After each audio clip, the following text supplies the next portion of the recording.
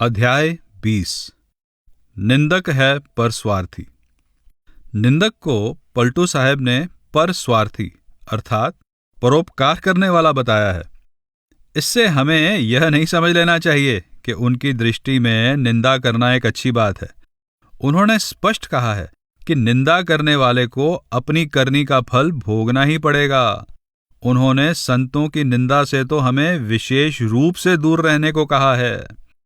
निंदक को परोपकारी बताने में उनका उद्देश्य हमें यह समझाना है कि हमें निंदा से डरना नहीं चाहिए। अपनी निंदा सुनकर दुखी या परेशान नहीं होना चाहिए, क्योंकि निंदा से असल में हमारा हित ही होता है, अहित नहीं। निंदकों के बारे में विनोदपूर्ण शैली में लिखी गई पलटू साहब की वाणी सुनकर श्रोताओं के होंठों पर एक मुस्कान तो आती ही है। उन्हें यह अति सुंदर शिक्षा भी मिलती है कि निंदा का हमें सदा स्वागत करना चाहिए। निंदा सुनकर हमें कभी कुढ़ना नहीं चाहिए। इस वाणी में हमें निंदक के बारे में एक नया तथा बेहतर नजरिया देखने को मिलता है। देख निंदक कहें करो प्रणाम मैं, धन्य महाराज तुम भक्ति धोया। कहा निस्तार तुम आई संसार में, भक्त के मैल बिन दाम खोया। भयो प्रसिद्ध प्रताप से आपके, सकल संसार तुम सुजस बोया। दास पलटू कहे निंदक के मुँह से, भया अकाज में बहुत रोया। पलटू साहब कहते हैं कि मुझे अगर अपने किसी निंदक के दर्शन हो जाएं तो मैं मन ही मन उसे प्रणाम करता हूं और कहता हूं कि महाराज आप धन्य हैं, जो भक्ति करके स्वयं निर्मल हो चुके हैं और संसार में आकर दूसरों का उद्धार भी कर रहे हैं। आपकी कृपा से इस भक्त की मैल भी मुफ्त में धुल गई। यह आपके प्रताप का ही तो फल है कि मैं इतना प्रसिद्ध हो गया हूं। आपने तो संसार भर में मेरा यश फैला दिया है। अंत में पलटू साहब कहते हैं कि मेरे एक निंदक की जब मृत्यु हुई तो मुझे बहुत दुख हुआ, क्योंकि मुझे महसूस हुआ कि मेरा बहुत नुकसान हो गया है। भाव ये है कि हमें अपने निंदक का एहसानमंद होना चाहिए, क्योंकि वह हमारी निंदा करके हमारी कई बुराइयां दूर कर देता है। निंदक है पर स्वार्थी, करे भक्त का काम। करे भक्त का काम जगत में निंदा करते, जो वे होते नाही भक्त कहवां से तरते। आप नरक में जाहीं भक्त का करें निबेरा, फिर भक्तन के हेतु करें 84 फेरा। करें भक्त की सोच उन्हें कुछ और न भावे, देखो उनकी प्रीति लगन जब ऐसी लावे।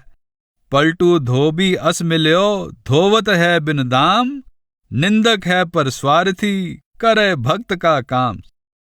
पलटू साहब कहते हैं कि निंदक बड़ा परोपकारी होता है।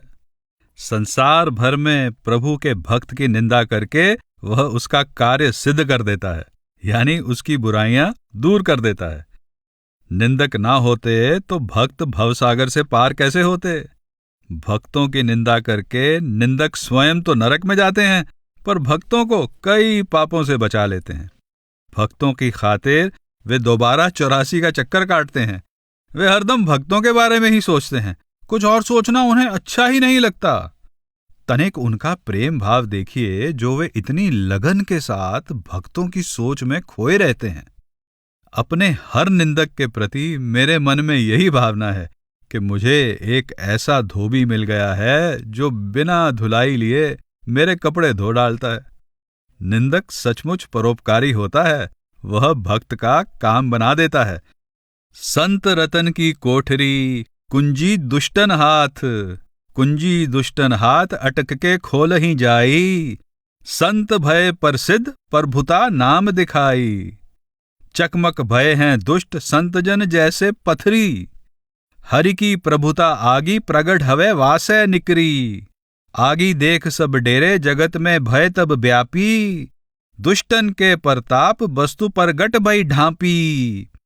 पलटू पर्दा खुल गया सबे नवावे माथ, संत रतन की कोठरी कुंजी दुष्टन हाथ। पलटू साहब कहते हैं कि संत रूहानी रत्नों का भंडार होते हैं, जिसकी कुंजी दुष्ट आलोचकों यानी निंदकों के पास होती है। निंदक जगह जगह बहस करके कई लोगों के लिए वह भंडार खोल देते हैं। उनके द्वारा की गई निंदा से संतों की अधिक प्रसिद्धि हो जाती है तथा संतों के पास आने से और अधिक लोगों को नाम की महिमा का ज्ञान हो जाता है।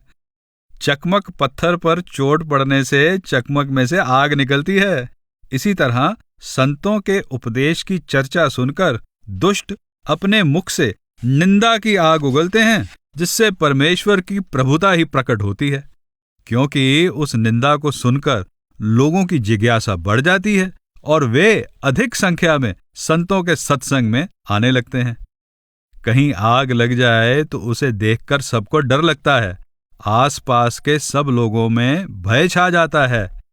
लेकिन संतों के निंदकों के मुंह से निकलने वाली निंदा रूपी आग से डर नहीं लगता। वह तो एक छिपी हुई वस्तु को प्रकट करने का काम करती है।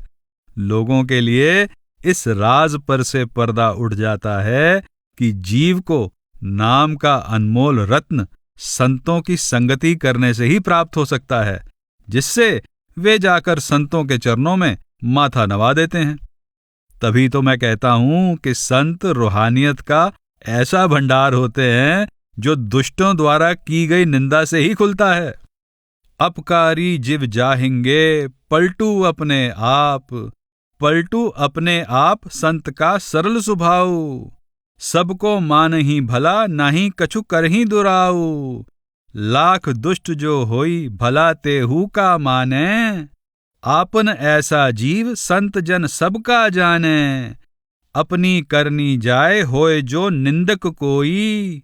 आन को गढ़हा खने परेगा आपू ही सोई, जब देखे वह संत को तब चढ़ आवे ताप। अपकारी जीव जाहिंगे पलटू अपने आप। पलटू साहब कहते हैं कि दूसरों का बुरा करने वाले को अपनी करनी का फल भोगना पड़ता है। संत तो बड़े निश्चल स्वभाव वाले होते हैं। वे किसी प्रकार का भेदभाव नहीं रखते, सबका भला चाहते हैं। उनके साथ चाहे कोई कितना ही बुरा करे, वे तो मन से उसका भी भला ही चाहते हैं, क्योंकि वे सबको अपने जैसा समझते हैं। लेकिन उनकी निंदा करने वाले को अपनी करनी का फल जरूर भोगना पड़ता है। जो दूसरे के लिए गड्ढा खोदता है वह खुद उसमें गिरता है।